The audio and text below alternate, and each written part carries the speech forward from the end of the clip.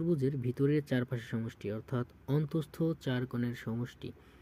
এই একটা কোণ, এই একটা কোণ, এই একটা কোণ, এই একটা কোণ, এই চারটা কোণ মিলে কত হবে? আমরা জানি যে কোনো চতুর্ভুজের একটি কোণ 90 ডিগ্রি, যে কোনো একটি কোণ হচ্ছে 90 ডিগ্রি। প্রতিটি কোণেই 90 ডিগ্রি হয়ে থাকে চতুর্ভুজের প্রতিটি কোণ। এটা বিশেষ করে একটি আয়ত হয়েছে, এই আয়তক্ষেত্রের প্রত্যেকটা কোণ 90 ডিগ্রি। তার মানে এটা একটা 90 ডিগ্রি, তাহলে এই কোণটা 90 ডিগ্রি লিখে নিলাম 90 ডিগ্রি।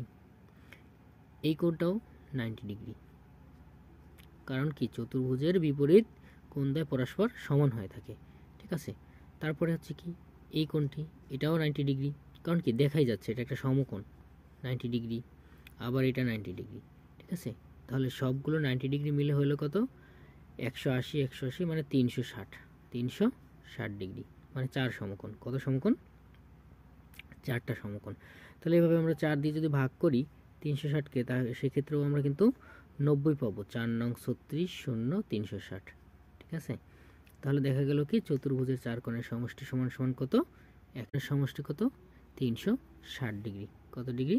360 ডিগ্রি।